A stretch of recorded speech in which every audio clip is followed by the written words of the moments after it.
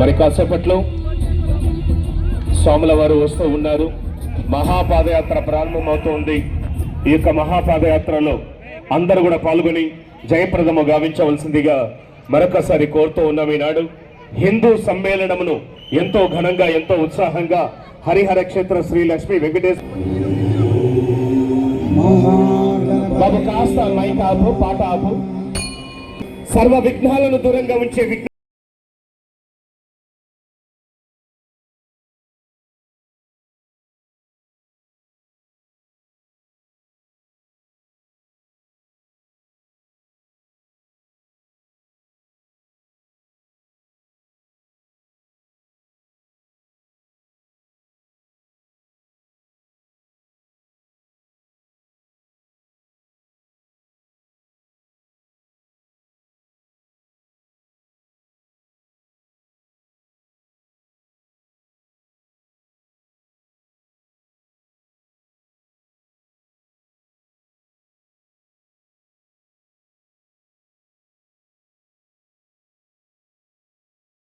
శ్రీ త్రిదండి అష్టాక్షరి సంపత్ కుమార రామానుజాచార్య స్వాముల వారు మరి ఇరువురు కూడా మన కార్యక్రమంలోకి సైడ్ ఇవ్వాలి. మిగతా వాళ్ళందరూ కూడా సైడ్ ఇవ్వండి, దయచేసి సైడ్ ఇవ్వండి అందరూ కూడా. మరి ఒక్కసారిగా ఘనంగా మంత్రోచ్చారణల నడుమ స్వాగతం పలుకుతూ ఉన్నారండి.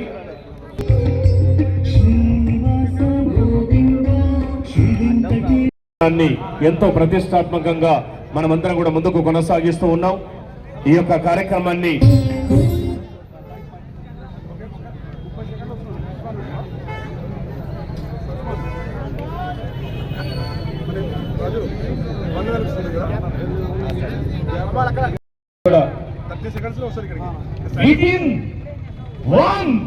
కేవలం కొన్ని సెకండ్స్ లోనే మన కార్యక్రమం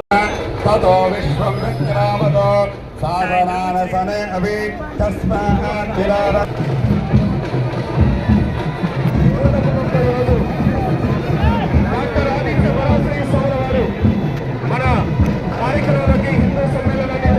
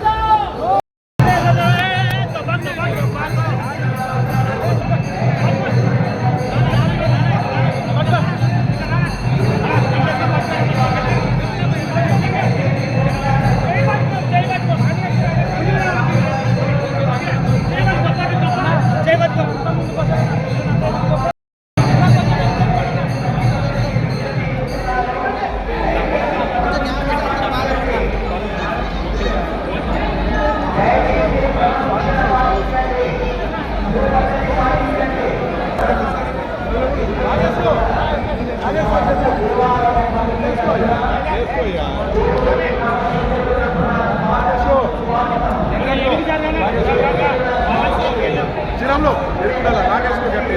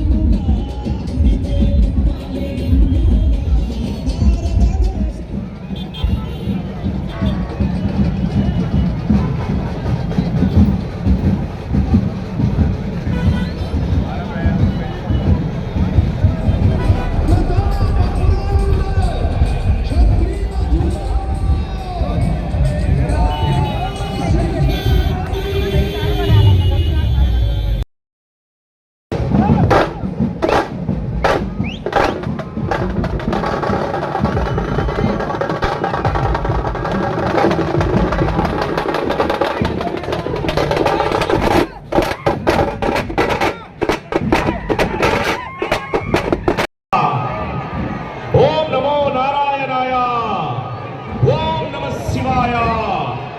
ఏడుకొండలవాడ వెంకటరమణ గోవింద, ఏడుకొండలవాడ వెంకటరమణ గోవింద. ఆ యొక్క ఏడుకొండలవాడు హరిహర క్షేత్ర శ్రీ లక్ష్మీ వెంకటేశ్వర స్వాముల వారి కరుణ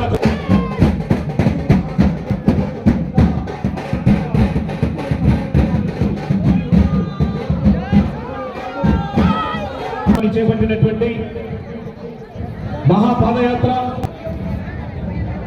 మన బ్యానర్ కు సంబంధించినటువంటి వారు రాజు, ఫోటోగ్రాఫర్ రాజు గారు.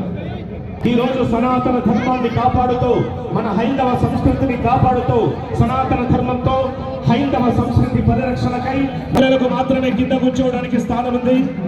ఎవరు కూడా నిలబడొద్దు, దయచేసి అందరూ కూర్చోవండి. మరి ఈనాడు మహాపాదయాత్రగా స్వాముల వారు అలాగే డాక్టరేట్ 3 డాక్టరేట్ అందుకున్నటువంటి ఆదిత్య పరాశరి స్వాముల వారు మన హైందవ సంస్కృతిని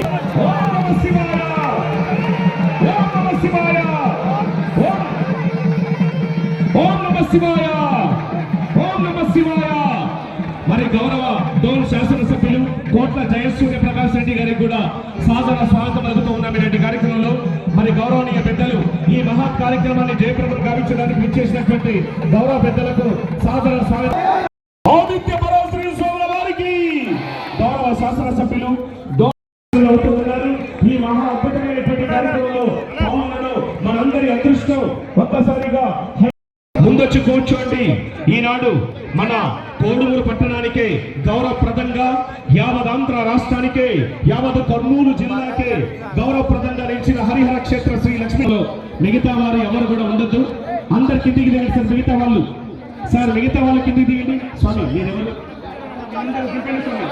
అందరిని దింపండి. ఒక కమిటీ పాదయాత్రకు సహకరిస్తూ కొనసాగిస్తున్నందుకు తరలి వచ్చిందా అన్నంత ఘనంగా, అంగరంగ వైభవంగా ఈ రోజు మన కోడుమూరు పట్టణం మారు మ్రోగేలాగా డప్పుల చప్పుళ్లతో, మేళ తాళాలతో ఈ యొక్క హిందూ సమ్మేళనం ఘనంగా మన హరిహర క్షేత్ర శ్రీ లక్ష్మీ వెంకటేశ్వర స్వాముల వారి ఆలయ ప్రాంగణమునందు అంగరంగ వైభవంగా జరుపుకోవడం మనకెంతో ఆనందదాయకం.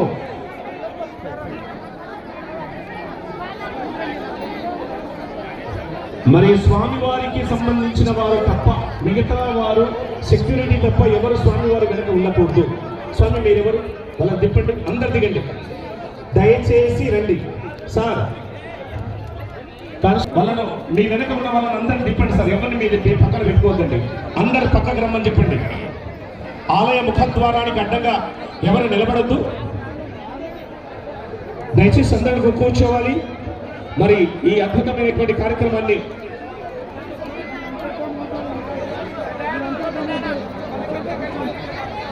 గౌరవనీయ పెద్దలు హరిహర క్షేత్ర శ్రీ లక్ష్మీ వెంకటేశ్వర స్వామి ఆలయ కమిటీ ధర్మకర్త పనిచేయట్లేదు, చూసుకో రఫీ, యాక్షన్ పనిచేయట్లేదు. అత్యంత అద్భుతమైన హిందూ జన జాతర ప్రారంభమైంది. కొద్దిగా అందరూ అలా సైలెంట్గా ఉంటే పీఠాధిపతుల వారు వచ్చారు ఇద్దరు. ఇదండి జియో స్వామిని ఎప్పుడైనా చూసారా? టీవీలో స్వామిని చూసారా? ఏ టీవీలో చూసినా కూడా ఆదిత్య పరాశరి స్వామి వారు కనిపిస్తారు. ఎక్కడ చూసినా కూడా అష్టాక్షరి జియో స్వామి కనిపిస్తారు. అక్కడికి మనం వెళ్తే 2 గంటలు 3 గంటలు 4 గంటలు ఎదురు చూసి దర్శనం చేసుకోవాలి. అదే మన కొడుకుల అదృష్టం ఏంటంటే వాళ్ళే ఇక్కడ దిగొచ్చారు. నడిచే దేవతల్లా ఇక్కడ మనకు వచ్చారు. ఆ దేవతల స్వాగతం మనం పలుకుదాం. అది ఎలా అంటే మనమే క్రమశిక్షణగా ఉండాలి. ఒక్కసారి ఒక పీఠాధిపతి మన ఊరికి వచ్చి వెనక్కి వెళ్ళాడనుకోండి, జీవితంలో ఏ పీఠాధిపతి మన కొడుకు రాదు. అది ఒక్కరికి గుర్తుపెట్టుకోండి. సైలెంట్గా ఉండండి. సూర్యప్రకాశ్ గారు వచ్చారు ఇక్కడికి. అన్న యొక్క ఆశీర్వాదం కోరుకుని ఆనందంగా ఉంది. అలాగే మరొక పెద్ద ఆయన కేవీ సుబ్బారెడ్డి గారు వచ్చారు. విద్యా సంస్థల అధినేత, ఎవరికైనా ఉచితంగా చదువు చెప్పే దమ్మున్న వ్యక్తి మన కర్నూలు జిల్లాలో అన్నగారు వచ్చారు. అలాగే ఆర్ఎస్ఎస్ ప్రధానకర్త శ్రీనివాసరెడ్డి అన్న గారు వచ్చారు. ఎందుకు వచ్చారంటే వీళ్ళందరూ హిందూ బంధువులకు కూడా శుభాకాంక్షలు తెలియజేస్తాం. మనం ఏ ఒక్కరు విమర్శించాం, మన జీవితం అది. హరిహర క్షేత్ర శ్రీ లక్ష్మీ వెంకటేశ్వర స్వామి దేవస్థానం. ఇదంతా పునర్నిర్మాణం జరుగుతుందంటే దానికి కారణం ఎవరు తెలుసా? తాత దేవోభవ. తాత కూడా దేవుడితో సమానం. మాతృదేవోభవ ఒకటి నేర్చుకున్నారు, పెద్దలు నేర్పించారు. అదేంటంటే తాత దేవోభవ. ఒక్కసారి ఆలోచించండి. దేవస్థాన పునర్నిర్మాణ శాశ్వత మహోన్నత అన్నదాతలతో దేవస్థాన పునర్నిర్మాణం జరుగుతుంది. వీటన్నిటితో పాటు మనం భారతదేశానికి ఒకే రెండవ మాట ఇవ్వబోతున్నాం. ఆలయాలు ధర్మ నిలయాలే కానీ వ్యాపార సముదాయాలు కాదు. ఎక్కడైనా సరే ఆలయాలు ధర్మ నిలయాలే కానీ వ్యాపార సముదాయాలు అయి ఉండకూడదు. అదే సంకల్పంతో దేవస్థానంలో మన దేవస్థాన పునర్నిర్మాణం చేస్తున్నాం. మన దేవస్థాన పునర్నిర్మాణం తర్వాత నిత్య పంచామృతాభిషేకాలు జరుపుకోవద్దు. అతి తక్కువ దేవస్థానాల్లో మన దేవస్థానం ఒకటి. బాబు ఎవరు అరచొద్దు, కార్యకర్తలు మనలేకున్నాయి, దయచేసి అరచొద్దండి ప్లీజ్. ప్రసంగం చేస్తే కోడుమూరు దేవస్థాన పునర్నిర్మాణం తెలియజేస్తే మనకి దాతలుగా ముందుకు వస్తారని కోరికతో నిత్య పంచామృతాభిషేకాలు జరుపుకోబోతున్న అతి తక్కువ దేవస్థానంలో మనది ఒకటి. అలాగే నిత్య ప్రసాద పంపిణీ కార్యక్రమం జరుపుకోబోతున్న అతి క్షేత్రము ఒకటి. అది రెండవది. మనము మూడవది ఏంటంటే అయ్యా శ్రీశైలంకి వెళ్తే శివ కళ్యాణం చూస్తాం, తిరుమలకి వెళ్తే స్వామివారి కళ్యాణం చూస్తాం. నందిరెడ్డి సాయిరెడ్డి గారు వచ్చారు, రెడ్డి అన్న గారు. అలాగే ఇద్దరిని ఒకసారి చూడాలని కోరిక మనకు కలిగితే మద్దిరెడ్డి గారు, సురేష్ గారు అందరు కూర్చోండి. ఒక్కసారిగా స్వాగతం గట్టిగా చప్పట్లతో వెల్కమ్ పలుకుతాం. నిత్య రథోత్సవం జరుపుకోబోతున్న మొట్టమొదటి దేవస్థానం భారతదేశంలో ఎక్కడ ఉందంటే కోడుమూరు హరిహర క్షేత్రమే అని చెప్పాలి. అంత గొప్ప దేవస్థానం తీర్చిదిద్దాలి మనం. ఎందుకంటే ఈ అంతా కలిసి మనం చేస్తే ధర్మం కోసమే. ఆ ధర్మమే ఆలయాలు ధర్మ నిలయాలే కానీ వ్యాపార సముదాయాలు భవనాలే. 4 భవనాల కింద వంటశాల, భోజనశాల, పైన కళ్యాణ వేదిక, ఆ పైన పెళ్లి కుమారుడికి పెళ్లి కూతురికి రూములు, ఆ పైన వచ్చిన బంధువులందరికీ వేదిక మనము వసతి ఏర్పాటు చేస్తూ ₹1 కూడా డబ్బు తీసుకోకుండా ఆలయాలు ధర్మ నిలయాలే కానీ వ్యాపార సముదాయాలు కానీ చర్చపోతున్నాం. ఒక్కసారి గట్టిగా చెప్పండి. మళ్ళీ ఏం చేస్తున్నాం? ₹1,00,000, ₹2 లక్షలు, ₹3 లక్షలు, ₹1,00,000 తీసుకుంటున్నాం డబ్బు. వాస్తవంగా ఒక దేవస్థానంలో నిజంగా అవసరమైనప్పుడు అంత డబ్బు తీసుకొని ధన పరిపుష్టి అయిన తర్వాత అవన్నీ మానేసి మనము ప్రతి ఒక్కరికి పేదలకు పెళ్లిళ్ళ కానీ ఉచితంగా ఇవ్వగలిగితే మనకంటే ధర్మం ఏమిటి? స్వామివారి కోరిక మనం తీరుతాం. పెద్దల మాట మనకి ఖచ్చితంగా. ముందుగా ఒక్క నిమిషం చెప్పండి అన్నగారు, స్వామీజీ మాట విందాం. అన్న చెప్పాడు, సరేనా? ఓకే, స్వామీజీ గారితో మాట్లాడిద్దాం.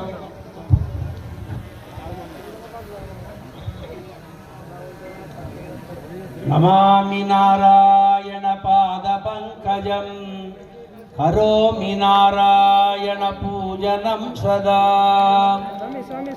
వదామి నారాయణ నామ నిర్మలం స్మరామి నారాయణ తత్వమవ్యయం. సభలో వేదికను అలంకరించిన పెద్దలందరినీ ముందుగా సంభావిస్తూ ప్రియ చెబుదాం. ఓం నమో వెంకటేశాయ, ఓం నమో వెంకటేశాయ, పురుషాయ మహాత్మనే ప్రణతః క్లేశనాశాయ గోవిందాయ గోవిందాయ. శంఖచక్ర గదాపాణే ద్వారకా నిలయాచ్యుతా గోవింద పుండరీకాక్ష గోవింద పుండరీకాక్ష గోవింద పుండరీకాక్ష రక్షమానము. మనకు తెలియకుండానే మానవ జన్మ వచ్చింది. ఈ వచ్చినటువంటి పవిత్రమైనటువంటి జన్మను మనం సార్థకం చేసుకోవాలి అంటే 2 క్షేత్రాలను మనం ఆశ్రయించాలి. ఒకటి కైలాసాన్ని ఆశ్రయించాలి, లేదంటే వైకుంఠాన్ని ఆశ్రయించాలి. ఆ రెండింటినీ తెచ్చి ఒక చోట పెట్టారు మహేశ్వర్ రెడ్డి గారు. ఇప్పుడు మనం హరిహర క్షేత్రంలో ఉన్నాం. దేవతలందరూ మానవులకి ఎప్పుడూ ఏదో ఒకటి ఇస్తూ ఉండాలి అని వాళ్ళ కోరిక. ఇవ్వడమే వాళ్ళకు తెలుసు. మనందరికీ బాగా తెలుసు ఎవరి దగ్గర ఏం తీసుకోవాలో మనకి తెలుసు. మనం కూడా జ్ఞానం కలవాళ్ళం. అనంతమైన పుణ్యం చేసి మనిషిగా పుట్టిన వాళ్ళం. పవిత్రమైన భారతదేశంలో పుట్టిన వాళ్ళం. అద్భుతమైనటువంటి క్రమశిక్షణలో ప్రవర్తించేటువంటి వాళ్ళం మనం. మన ప్రవర్తన నిజమంతా భారతీయ తత్వంలో మెలగాలి అని అనేకములైనటువంటి స్వచ్ఛంద సంస్థలు, ఆర్ఎస్ఎస్ లాంటి క్రమశిక్షణ కలిగినటువంటి సంస్థలు మన హిందూ జాగృతిని అనుక్షణము నడిపిస్తూ సనాతనమైనటువంటి మన వైదిక ధర్మాన్ని కాపాడడం కోసమని ఎందరో మహాత్ములు చేస్తూ ఉండేటువంటి ఉపదేశాలను ప్రజా జీవనంలోకి ఎప్పటికప్పుడు తీసుకొని గర్వించదగిన జాతి. దేనికి గర్వించాలి? సనాతనమైనటువంటి మన ధర్మాలు వేదాల నుంచి వచ్చాయి. ఆ వేదాలు శాస్త్రాలను మనమంతా ఆచరించడానికి ఆనువంశికంగా వచ్చినటువంటి వాళ్ళం మనం. ఇది మనతో వచ్చింది కాదు. మన పూర్వీకుల నుంచి మనం అందుకున్నటువంటి గొప్ప సంపద. ఆ సంపదను మనం ఆచరిస్తూ మన తర్వాత మన పిల్లలకి అందించేటువంటి గొప్ప అవకాశాన్ని అందిపుచ్చుకున్నటువంటి మనకి ఆనందం కావాలి, జ్ఞానం కావాలి. జ్ఞానం కావాలి అంటే జ్ఞానాన్ని ఇచ్చేటువంటి వాడు పరమశివుడు. పరమశివుణ్ణి ఎవరైతే శంభో శంకర అని ఆ పరమేశ్వరుడికి నిత్యము అభిషేకం చేస్తారో వారికి లౌకికమైనటువంటి సంపదతోటి పాటు అలౌకికమైనటువంటి జ్ఞాన సంపద వస్తుంది. అలానే భోజనం చేశారా అనేటువంటిది విజ్ఞానమైనటువంటి మాట. ఇప్పుడు భోజనం అనగా పరమాత్మ. విష్ణు సహస్రనామం చెప్తోంది భ్రాజిష్ఠు భోజనం భోక్త. కనుక మనమందరం అనుభవించవలసింది అన్నాన్ని. అదిగో ఆ అన్నానికే మరో రూపం పరమాత్మ. అందుకని మనం ఏం చేస్తాం? అన్నాన్ని భోజనం చేసేటప్పుడు, తినేటప్పుడు ముందు కాళ్ళు చేతులు కడుక్కొని తూర్పు దిక్కున కూర్చొని అన్నానికి దండం పెట్టి ఒక ముద్ద తీసి కళ్ళగద్దుకొని భూతములకు సమర్పించి ఆ తర్వాత మనం కడుపు నిండా తింటాం. ఇది మన హిందువులు పాటించేటువంటి ప్రాథమికమైనటువంటి నియమం. ఎంత గొప్పగా ఉందో చూడండి.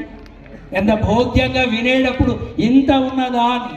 అయితే ఈవేళ చెప్పుల్లోనే తినేయడం, కూర్చోకుండా తినడం, నుంచుని తినడం, తిరుగుతూ తింటాం, మాట్లాడుతూ తింటాం. ఈవేళ ఒక కల్చర్ కూడనటువంటిది. మాలాంటి వాళ్ళ ఒప్పుకోం. భోజనం చేసేటప్పుడు కూర్చునే భోజనం చేయాలి. భగవద్గీతలో 15వ అధ్యాయంలో ఒక శ్లోకాన్నైనా చదవాలి. కనీసం గోవిందా గోవిందా గోవిందా అని 3 సార్లైనా భగవన్నామం చెప్పి ఆ అన్నం ముద్దను కళ్ళకు అద్దుకున్న తర్వాత మనం భోజనం చేయడం